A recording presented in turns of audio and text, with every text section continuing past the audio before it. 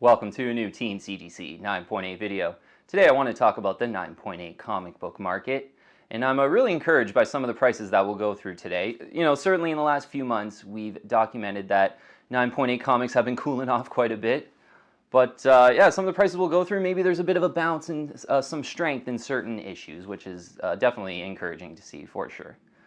So let's have a look here. First one up is a Batman 635. Yeah, I should probably talk about this Batman key issue a little bit more, being a big Batman fan. It's one I don't have in a 9.8. I do have a nice raw copy, but first, Jason Todd's Red Hood, big Batman key issue in the modern age. It's a cool one. A few sales prices here. This one was from eBay. I would say like probably 75% of these sales prices are from comiclink, and then I threw in a few eBay sales as well. But Batman 635 in the 9.8 selling for $350.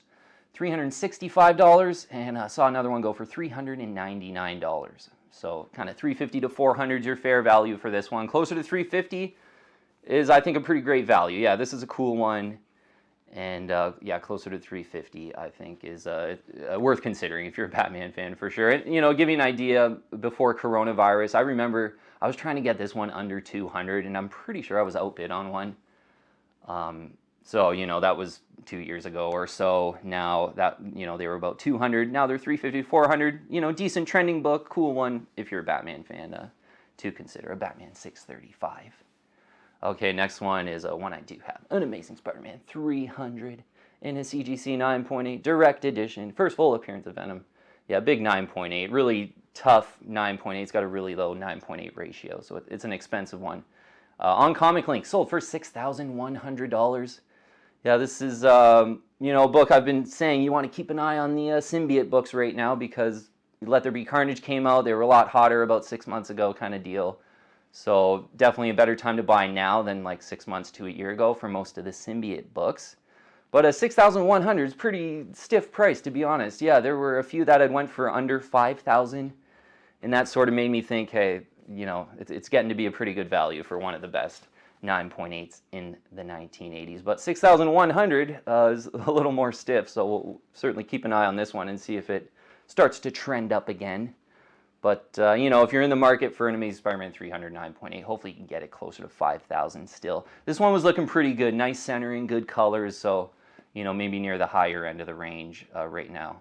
6,100 on an Amazing Spider-Man 300 direct edition in a 9.8. So also saw an Amazing Spider-Man 361 in a newsstand 9.8 sell on those comiclink auctions for $750 in a newsstand. That's not too bad. I think that's a decent fair value right now. Interesting, there was a direct edition of Amazing Spider-Man 361 that had sold for $750 in these same comiclink auctions, so I'm not too sure what was going on there, to be honest. It was nicely centered, so maybe someone just really wanted to pay up for a direct edition, because some of the direct editions have been going for kind of $600, $575. But for a newsstand, looking pretty good edition for Amazing Spider-Man 361, going for $750. I think that's a pretty decent deal and kind of a price to aim for if you're a big Carnage fan. And this one was well over $1,000 in the newsstand during, Let There Be Carnage is coming out, kind of when the trailers came out. So definitely a way better time to buy now than it was 6 months to a year ago.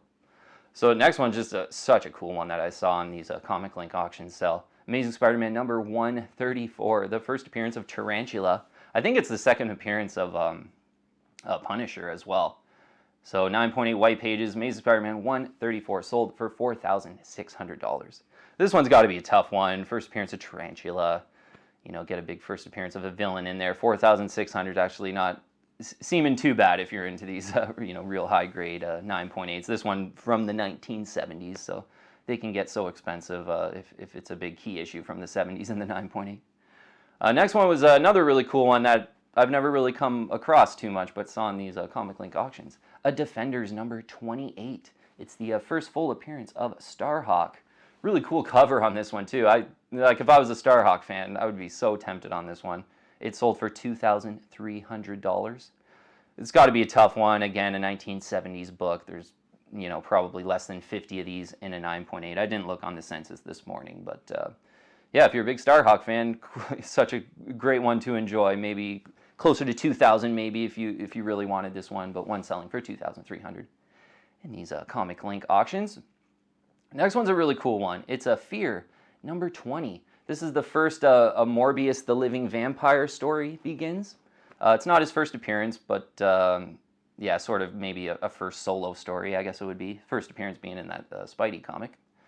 But this one's from 1974 in a 9.8 for your number 20. Ended up going for $1,101. This seeming like a pretty decent price for this one, I think, given this is a really old one. But with the, the Morbius, is it like a movie or something that's coming out? This one's probably got a little bit of hype and promotion behind it, so maybe not the best time to go after some Morbius books, but who knows, maybe the show's a big hit, and if it does really well, you can maybe sell into it, but, I'd probably be a little bit patient on Morbius keys right now with, there's probably some people out there trying to speculate on it, which for me is not really a positive.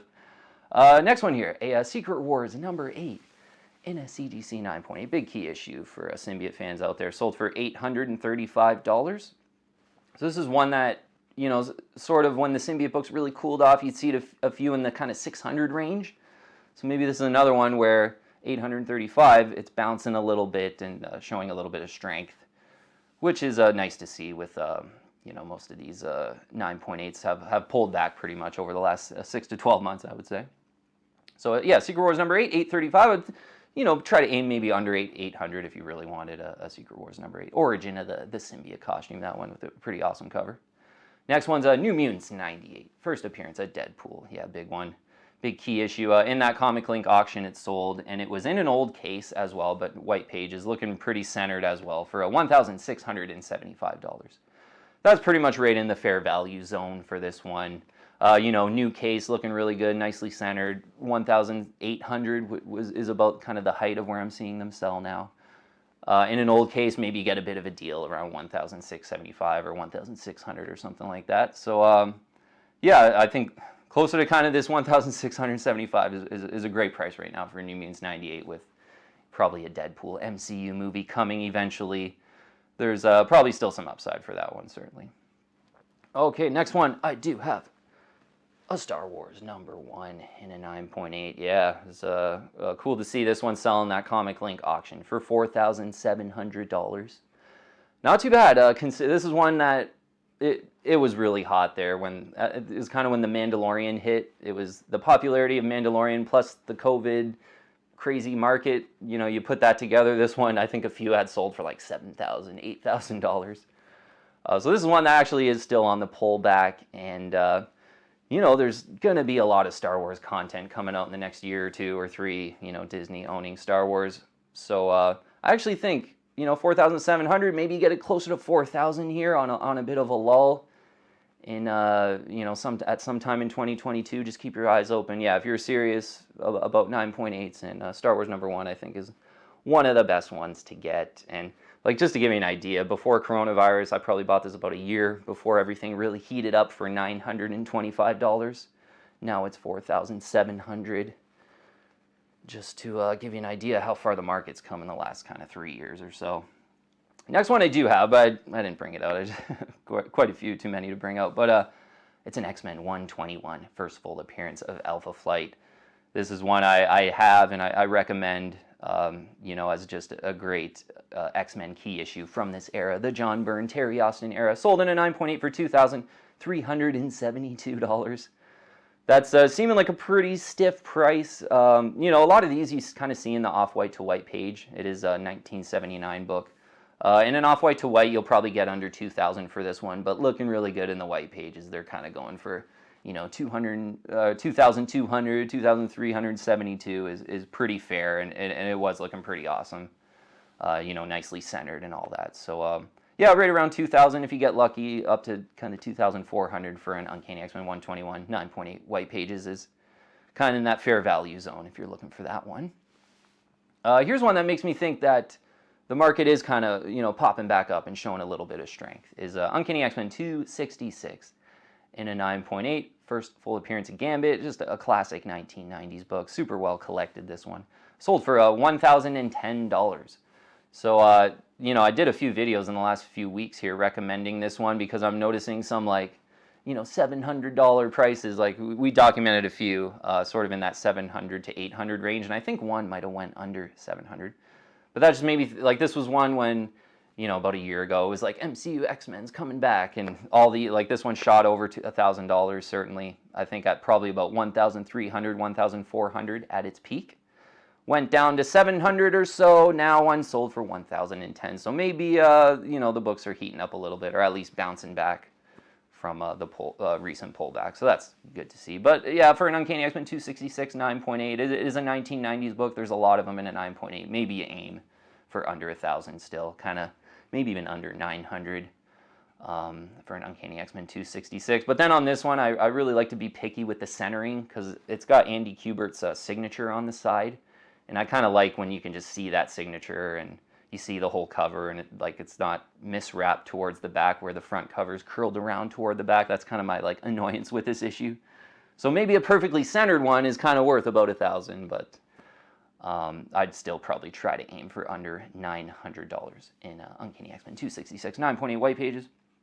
Next one was just so interesting to see sell. It was Darth Vader 3, the variant edition, the La Rocca variant, the more rare version of Darth Vader 3. I love this one. Don't have it. Tried to get it quite often, and it just really, the value kind of ran away there. But one sold for $2,301.74 in an auction. This is pretty interesting because it was a month ago or so. Someone on the team, and we documented one, and then they commented in the section like, oh, I bought that one. Sold for like $1,525, I think it was, or something like that. I don't remember the exact price, but it was right around $1,500. That was about a month ago. Someone on the team bought that one. I thought that was like a fantastic price. This one really sailed over 2,000. I think it even hit 3,000 during the COVID hype kind of thing. 2,301.74. So whoever bought that on the team at 1,500 is just laughing now. I think that was a really good opportunistic buy and kind of a stealthy auction. Sometimes I'll talk about stealthy auctions, and that's like a really good example of one. One just pops up from a seller that's maybe not too well followed, and you can get really good deal on some of these 9.8s that way. 2,301.74, I would say probably a little bit of an overpay. I'd aim closer to 2,000 right now, maybe even a little bit closer to that 1,500 if you're lucky on the La Rocca variant. But that was in an auction, yeah, 2,301.74 in an auction. So, maybe this one's heating right back up after a quick pullback. Next one, I do have Uncanny X-Men 221. First appearance of Mr. Sinister. In a newsstand edition, though, I saw one sell on eBay. In an auction, too. So, kind of cool to see these go in an auction. A lot of times you'll see them pop up for like 2,500. Like someone's just trying to get a super high markup on them. But this one in a kind of a fire sale, 7-day auction, sold for $1,500. So these are just, all these newsstands just really took off. When the coronavirus happened and the market really heated up, the newsstands even heated up even more. Because I purchased this, it was like a month before the market really started to heat up with the whole coronavirus thing, and it was $250. Yeah, it was $251 American, I remember specifically for this one. Now it's $1,500. That's pretty crazy. But yeah, these newsstands in the sort of late 80s, this is a 1987 book. They become a really low part of the print run. They're already really, really tough to find in a 9.8 because the newsstands were basically held by convenience store employees or grocery store employees or something like that rather than a comic book owner. A direct edition is handled by a comic book owner. So newsstands are always tougher to find in a 9.8. But in the late 80s and early 90s, they're tougher to find. Plus, they're less printed than the direct editions. So for good reason, I think that the newsstands are doing good in the late 80s and early 90s value-wise, and this is a great example of that. Yeah, 1,500. Uncanny X-Men 221 newsstand 9.8 white pages went for. Predator number 1, the next one, sold in a 9.8. In an auction, too, for $700 even. Yeah, that's a pretty decent price. Yeah, I think anything under $700 is looking pretty great for this one. I've saw in the last few months here some go for kind of $725, $775. And a few have dipped under 700 as well. So 700, pretty fair value for Predator number 1 if you're in the market for that one. But that's a great one. And yeah, with Predator and Alien coming back to Disney, I think Disney bought the rights back about a year or two ago. There could be some pretty great content for Predator and Aliens coming out. So I've been on the record as wanting a Predator 1 just because I loved the Predator movie when I was young more than anything. But there could be some upside there from kind of a pop culture standpoint with Disney probably going to be coming out with some Predator and Aliens content in the next few years. Okay, and last one. One I do have, one of my favorite comic books ever, sold in an auction. It's Batman The Dark Knight Returns, #1 in a CGC 9.8. This one was looking really good too, as far as had really good scans, so you could see the scuff marks and the inner well scuffing on this one, because it's got such a plain cover that if it's got a lot of inner well scuffing, it sort of shows on the cover. And I've saw a pretty big price range on this one if there's a lot of scuffing and it doesn't really look that good. And my copy in the 9.8 white pages does have quite a bit of scuffing, so it would probably go on the lower end of the range. But this one looking really awesome. Sold for $1,501. I think that's a really good deal for this one because there wasn't a lot of scuffing. It looked almost perfect. I was like really tempted to maybe go after this one. Recently, I documented one that went for kind of $1,700. Occasionally, you'll see one kind of go for $1,300 if maybe it's in an old case and there's a lot of scuffing on the case or something like that, closer to $1,000. But all things considered, yeah, Batman The Dark Knight Returns #1, pretty much the Batman key issue to get from the 1980s, where Batman comes back and he's a little bit older and he's just a complete badass, and he gets a new girl Robin to help him out and stuff. So I really love the Batman Dark Knight Returns #1. And yeah, this one might heat up a little bit getting into the Batman movie, so might be a decent time to buy this one now before really the hype for that movie starts very soon. But yeah, such a great one. $1,501 this one went for. Maybe a little bit under that would be a pretty great deal if you're a big Batman fan for Dark Knight Returns #1 in a 9.8 white pages.